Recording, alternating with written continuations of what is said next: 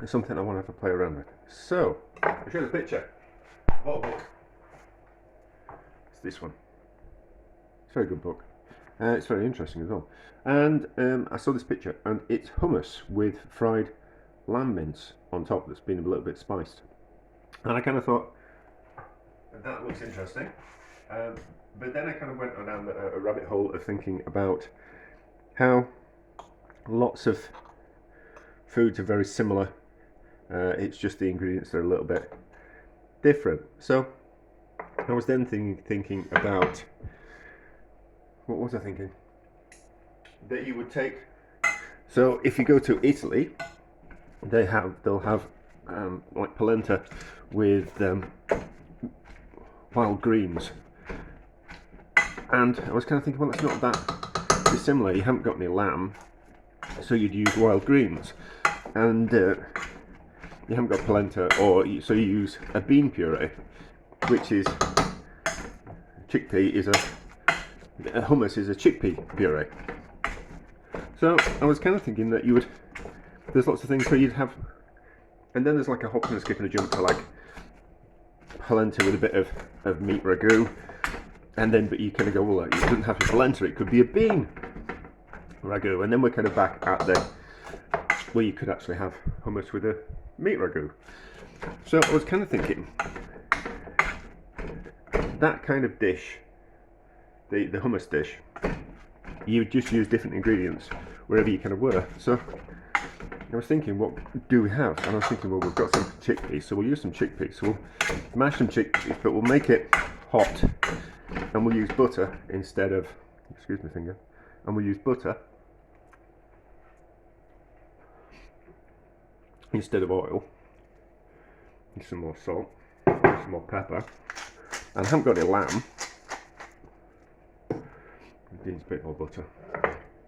We're coming to winter, so I certainly want food to be a lot more richer than it normally is. That's a fearful amount of butter in that. So we've got chickpeas, and then I've got this that I bought in the fridge, that was in the fridge, a Bellahma, like salami type of thing. So I fried that with some onions in the pan, and then we're going to see what these are like. And I think I'll do it with an egg as well. Do it with an egg for my breakfast. So I'll put that on there like that. So I heated the chickpeas were cooked, so I just heated them up. That's all about making a mess. So I just heated them up in a little bit of water before we started. Like that. And then we just fried these. I don't want to scrape my pan. So like crispy salami with some onions, like that. And then we'll give it a taste. I don't want that oil in. Don't want excessive amount of oil in it. So that like that. I suppose I could put some spices in, but oh, really should take a picture. Right, I've cooked myself an egg as well. Don't know what's going on with these eggs at the moment. They're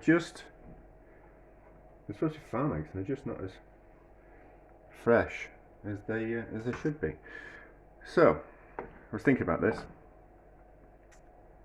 and it goes to show what you can take inspiration from. So we can take the inspiration from this book, and that, and think to ourselves, we haven't got those ingredients, but what have we got?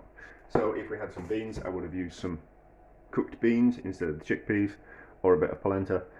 And we haven't got any lamb, but we've got a bit of cured meat in the fridge, which we can fry up. Could have done it with spam. Actually, yeah, so I've got a tin of this gammon ham, which I could have diced that up and fried it, and that worked in the same way. Generally got an onion in the house, and then an egg, and you've made yourself a breakfast.